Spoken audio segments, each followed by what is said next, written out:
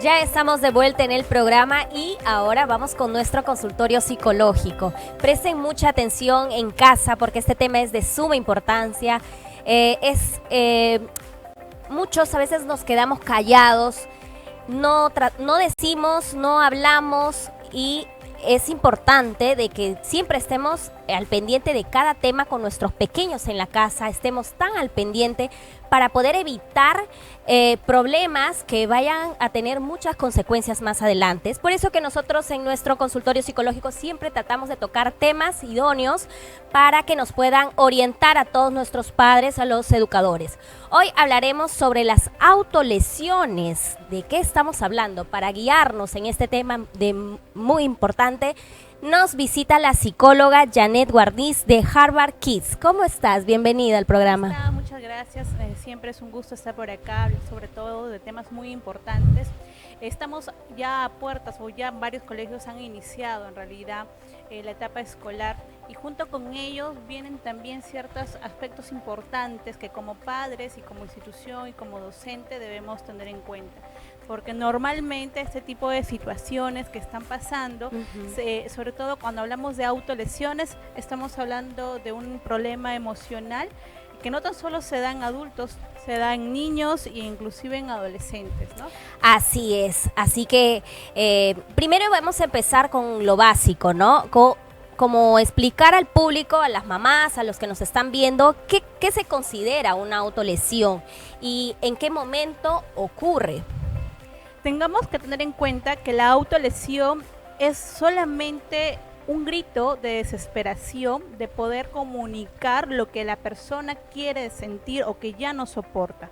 Ojo que tenemos que romper ciertos mitos que como padres, a veces, lo digo como padres porque también soy madre y nos suele pasar, son errores que lo asumimos, pues no tenemos un libro donde nos diga cómo ser perfectos padres específicamente, pero sí tenemos que darnos cuenta que debemos dejar de minimizar ciertas comunicaciones de nuestros hijos, no tildándolo como está exagerando, no tildándolo como que seguramente es parte de la adolescencia, es parte de sus cambios hormonales, no. Si bien es cierto, hay cambios hormonales que se dan en la adolescencia, efectivamente, y justamente por eso alteraciones hormonales que se dan en la adolescencia es que se presentan muchos conflictos emocionales. Y parte de ello empieza a hacerse las autolecciones, como por ejemplo empezarse a agredir. Y más conocido como el cuti que se da en los colegios. Es por eso que es importantísimo que tenemos que tener en cuenta, ya que estamos iniciando un año escolar, cuando mi hijo en realidad está pasando por una situación. Recordemos que esto del cuti, por ejemplo, se ha vuelto muy de moda. El cúter. Claro, se ha vuelto muy de moda en los colegios, ¿no? En adolescentes. Se inicia como un medio de curiosidad, ¿no? Por el impacto de las redes sociales. Sin embargo, esto por influencia, ¿no? Por influencia, porque es visible, los chicos están ahorita a la vanguardia de la tecnología. Así es. ¿No? Entonces, parte de este proceso empiezan ellos a experimentar sensaciones, ojo, que es una sensación de satisfacción. Y esa es una sensación de que genera placer emocional. Pero ¿cuándo sucede este placer? Cuando el adolescente está pasando por una situación que no lo está soportando, a la medida que empieza a autoagredirse, ¿no? Y empieza a generar este cambio de comparación. Me duele más lo físico que lo emocional, por ende empiezo a compararlo y empiezo a generar una dependencia.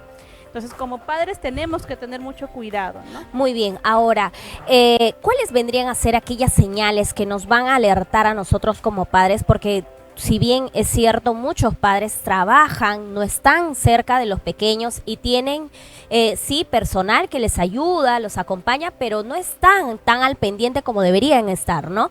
Entonces, ¿cuáles vendrían a ser aquellos signos y señales que nos van a alertar a nosotros de que nuestro hijo por ahí debe estar haciéndose alguna lesión o de repente está en depresión? Tenemos que tener primero, uno de los errores que como lo mencioné al comienzo, dejar de minimizar las cosas. ¿Ya? El hijo comunica, el hijo expresa y nosotros no podemos decir es parte de la adolescencia o es parte de lo que está pasando. Dentro de ello ya nos está comunicando de que está pasando una situación de riesgo y que nosotros debemos tener mucha atención a lo que se están diciendo. También tenemos que tener en cuenta que empiezan a utilizar camisas o blusas o chompas, manga larga, holgadas, ¿no? Y también ropa holgada. Flojitas. Pensamos que es parte de su cambio de look, que ahora que los chicos utilizan cosas flojas, utilizan cositas oscuras, empiezan a utilizar hasta el perfil físico con un descuido, ¿no? En no peinarse, no querer bañarse, empiezan a minimizar su autoestima, a no generar una comunicación grupal, familiar, prefiero quedarme en casa. Esos son algunos de los cambios que se puede presentar y que tenemos que tenerlo como alarma, ¿no? Y algo muy importante, yo siempre he dicho a los padres, hoy en día estamos en una modernidad donde papá y mamá salen a trabajar, pues es parte de la situación, que nos podemos dar el gusto en realidad de quedarnos en casa. Sin embargo, no estamos hablando de las 24/7, estamos hablando de que de las 24 horas al día, 10 horas de minutos que nosotros podemos tener con nuestros hijos es más que suficiente. Esos 10 minutos tienen que ser totalmente exclusivos, donde va a haber una comunicación efectiva entre padres e hijos. Ahora, ¿las autolesiones están siempre relacionadas con la depresión? Sí.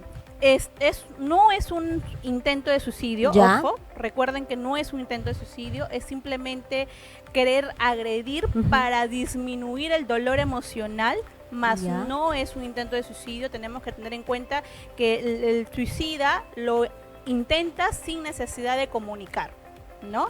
Pero es un rasgo de depresión. Y en este proceso que nosotros supongamos encontremos a nuestro hijo lesionándose, ¿qué tipo de terapia psicológica es lo recomendable? Primero he visto muchos padres que llegan, porque me ha tocado trabajar con adolescentes, que llegan molestos, llegan enojados, porque de cierta manera los chicos están actuando de una forma que quizás para ellos no apropiado, pero es importante escucharlos, no juzgarlos. Hay que tratar en la medida posible de tener alianza de comunicación positiva con ellos y buscar ayuda profesional.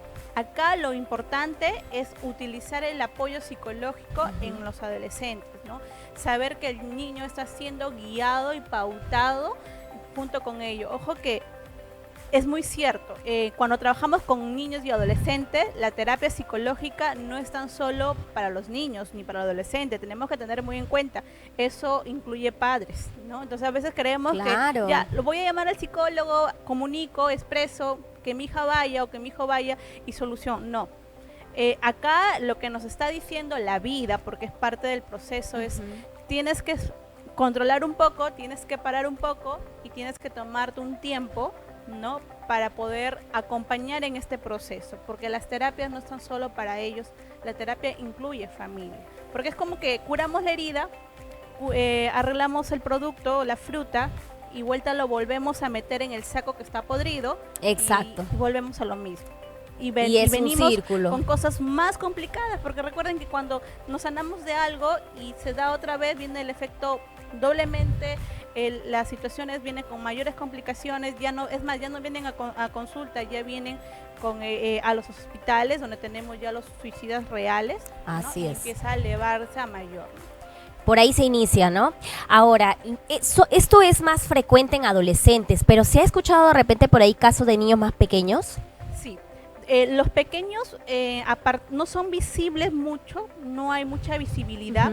Recuerden que acá ya hablamos de una psicología ya científica, en donde la depresión parte de la etapa prenatal, en donde la madre, el proceso de gestación, ¿no? En donde el proceso de la gestación, madres que han sido víctimas de violencia, madres que de repente han tenido problemas de droga, de consumo, entonces se genera un factor de depresión y luego cuando nace el niño ya nace con una predisposición, ¿no? Esa predisposición más la situación familiar o ambiental donde se desarrolla, sí hay.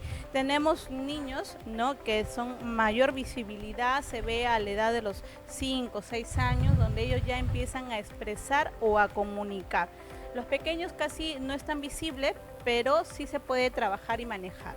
porque no hay signo de alarma, porque ellos no intentan autolesionarse, todavía no. Pero ya a partir de los 6, 7 años sí tenemos que tenernos en cuenta de que ellos ya empiezan a comunicar, ya es un síndrome de alerta, ¿no? Excelente, es muy importante de que los padres, los educadores, los docentes estemos tan al pendiente de los pequeños, ¿no? Porque pueden ser influenciados, así como nos decías, a través de las redes sociales, ¿no? O de repente porque el amiguito lo hizo, yo también lo voy a hacer, ¿no? Para ver cómo se da. Entonces, hay que estar muy al pendiente de nuestros pequeños. Tenemos preguntas del público y vamos a resolverlos, ¿ya? José Alberto dice: ¿cómo hablar del tema sin juzgar? Escucharlos. Tú no puedes sentarte y preguntar ¿por qué? ¿Qué fue lo que pasó? Y eso es lo que en realidad lo hacemos siempre, ¿no? Pero ¿por qué estás haciéndote daño? ¿Qué te hice? No, es qué es lo que en realidad tú estás sintiendo para yo poder ayudarte. Y eso genera empatía entre ya sea el docente, el alumno, ya sea el padre e hijo, ya sea el hermano a hermano, pero tenemos que dejar de juzgarnos, porque recuerden de que lo que están necesitando ellos es un soporte emocional en donde genera de que la otra persona me está entendiendo, me está comprendiendo, y por más error que yo tenga de repente en mi posición, me está sabiendo guiar, y eso sana emocionalmente.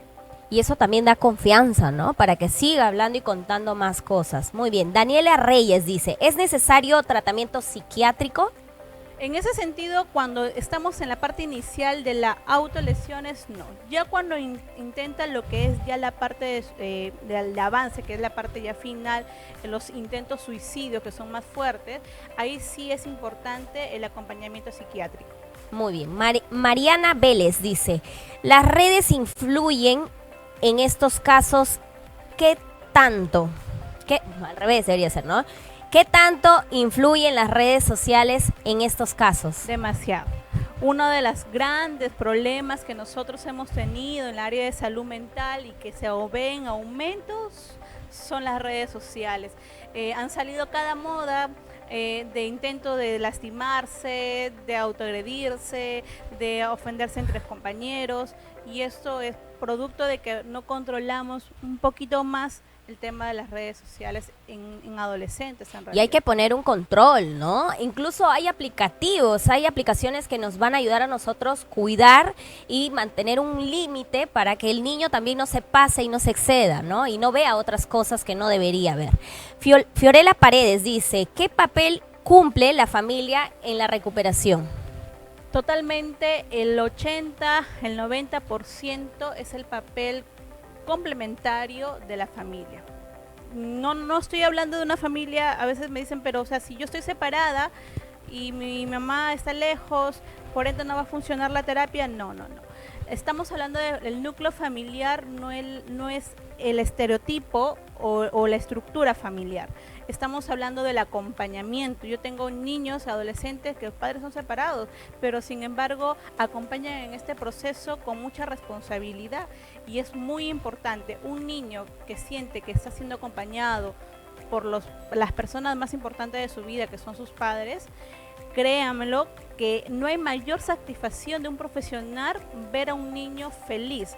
Saber que te vengan y te sienten y te digan: he venido hoy día con mi papá, me ha venido a acompañar. Entonces, y lo dice con mucha alegría, porque quizás papá trabaja todo el día, quien está pendiente de ella de repente es mamá, y el hecho que venga a consulta por primera vez con papá genera una satisfacción. Y recuerden que cuando hay una satisfacción emocional, sube los niveles hormonales, generando una autorregulación emocional, y esto genera una estabilidad en ellos.